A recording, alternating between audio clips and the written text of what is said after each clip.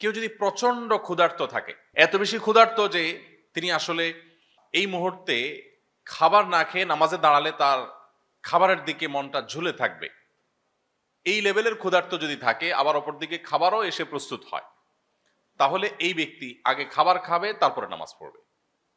এমনকি জামাত যদি ছুটে যায়, যাক, তিনি আগে খাবার খেয়ে নিবে। কারণ এই কোন রকম নামাজ পড়ার চাইতে ইসলাম চায় প্রত্যেকটা কাজ যেন আমরা পারফেকশনের সাথে করি, যথাযথভাবে করি, সবচেয়ে সুন্দরভাবে করি। নামাজ পড়বো পরিপূর্ণভাবে আল্লাহ স্মরণের জন্য, আমার আল্লাহ স্মরণে ব্যাঘাত সৃষ্টি হতে পারে সেরকম বিষয় যেন না থাকে। এই জন্য ইসলাম বলে এই লোক খাবার দাবার গ্রহণ করে তারপর নামাজ পড়বে। আবার এই মাসআলা সকাল বিকাল দুপুর তিনবারে যদি আপনি অ্যাপ্লাই করতে থাকেন, প্রতিবেলা চিন্তা করেন যে আগে খাবো, চা চক্র হবে, তারপরে নামাজ হবে, মসজিদে জামাত যায়, যাক, তাহলে সেটা ভুল হবে। এটা হলো যে ব্যক্তি একেবারে ভয়ঙ্কর লেভেলের ক্ষুধার্ত, খাবারের জন্য তিনি অনেক প্রতীক্ষা ছিলেন, বহু প্রতীক্ষার পর খাবার এসে পৌঁছেছে, তাহলে সেক্ষেত্রে তিনি এটা করবেন। ঠিক একইভাবে আপনি যখন নামাজে দাঁড়াবেন, আপনার নামাজের সামনে বিশেষ করে দৃষ্টিসীমার মধ্যে এমন কিছু থাকা উচিত না যেটির ফলে আপনার নামাজের মনোযোগ নষ্ট হতে পারে। সহিহ বুখারীর একটি হাদিস আছে, নবী করিম সাল্লাল্লাহু আলাইহি সাল্লাম একবার একটা কাপড় তাকে দেয়া হলো নামাজ পড়বার জন্য। তিনি সেই কাপড়ের উপরে দাঁড়িয়ে সালাত আদায় করলেন। সালাত আদায় করার পর শেষ করে সালাম ফিরিয়ে তিনি বললেন, আমাকে এই কাপড় কে দিয়েছো তোমরা?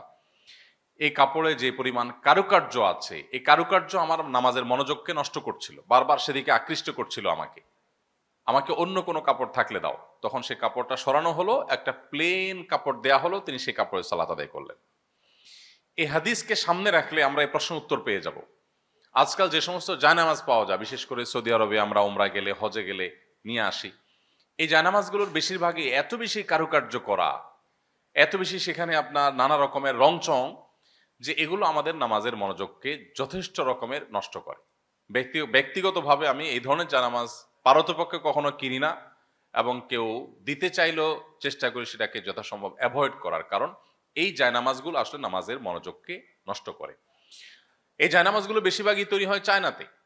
তারা আমাদের ধর্মীয় যে দৃষ্টিকোণ সেগুলো যেমন বুঝে না, আবার যে ব্যবসায়ীরা এগুলো তৈরি করায় তাদেরও সে সমস্ত বিষয়ে মাথা ব্যথা নেই। কিন্তু আমাদের নিজস্ব দায়িত্ব আছে, এই জন্য আমরা যথাসম্ভব প্লেন জায়নামাজে নামাজ আদায় করব। প্লেন জায়নামাজে আপনি দাঁড়ালে যে একটা গাম্ভীর্য আসে, যে একটা মনোযোগ আসে, যে একটা আপনার মধ্যে স্থিরতা কাজ করে, আপনি যতই মক্কা শরীফের ছবি থাকুক, মদিনা শরীফের ছবি থাকুক, মসজিদে হারামের ছবি থাকুক, গম্বুজের ছবি থাকুক, এই সকল ছবি আপনার মনোযোগকে নষ্ট করবে।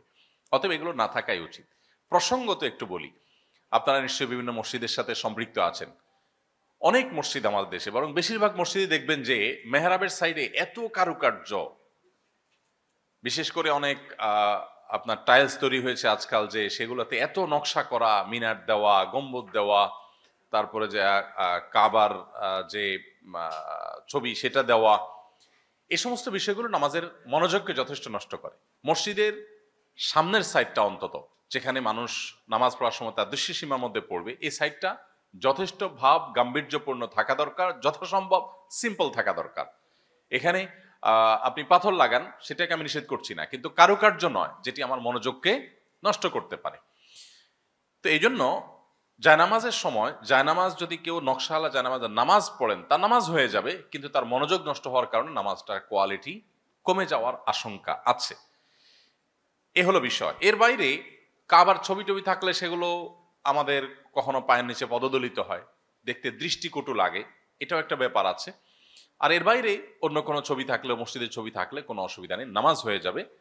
পাশাপাশি একটু বলে রাখি, একটা বিষয় আছে যে আপনারা অনেকে হয়তো জানেন, অনেক জায়নামাজ আছে খুব গভীরভাবে তাকালে আপনি দেখতে পাবেন যে সেখানে বিভিন্নভাবে মূর্তির ছবি আঁকা।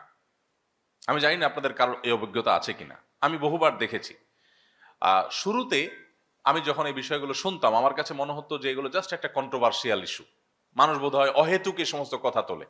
কিন্তু খুব ডিপলি বারবার করে দেখার পর আমি দেখলাম যে হ্যাঁ, বিষয়টা সত্য। তো এটি আপনাদের সাথে শেয়ার করার উদ্দেশ্য হলো একটু সতর্ক থাকা, যে একটু ভালো করে নজর দিলে আপনি বুঝবেন যে এখানে আসলে কোনো অবয়ব, কোনো প্রাণী, কোনো মূর্তি, কোনো অবয়ব এখানে আদৌ দেওয়া আছে কিনা। কারণ আমরা আগেই বলেছি, এই জায়নামাজগুলো প্রায় প্রায় 100%। সামান্য কিছু জায়নামাজ তার্কিতে তৈরি হয়, অন্যান্য দেশে যেটা তৈরি হয় একেবারে উল্লেখযোগ্য না। এগুলোর প্রায় বেশিরভাগই তৈরি হয় অমুসলিম কান্ট্রিগুলোতে, এবং অমুসলিমরাই তৈরি করে, তাদের মতো তারা ডিজাইন করে, এবং সেগুলোর পেছনে এই জাতীয় নকশা কিন্তু থাকে। এই জন্য এই ব্যাপারগুলোতে আমাদের খুব কেয়ারফুল থাকতে হবে। আমার অজান্তে আমি যদি এরকম জায়নামাজে নামাজ পড়ি, নামাজ হয়ে যাবে, নামাজ হয়ে যাবে, কিন্তু ওই জিনিসটার কুপ্রভাব থেকে আমি মানে বাঁচতে পারবো না। যেহেতু আমি জানি না, আমার গুনাহ হবে না, কিন্তু আমি যদি দিন শেষে আমার অজান্তেও কোনো প্রাণী প্রতিমার উপর আমি সিজদা করি, তাহলে সেক্ষেত্রে এর যে একটা কুফল আছে, এর যে কুপ্রভাব আছে, সেটা কিন্তু আমার মধ্যে পড়বে। আল্লাহর কাছে আমি দায়ী থাকবো না, অপরাধী হব না, কিন্তু প্রভাবটা আমাকে অ্যাভয়েড করার সুযোগ কিন্তু নেই।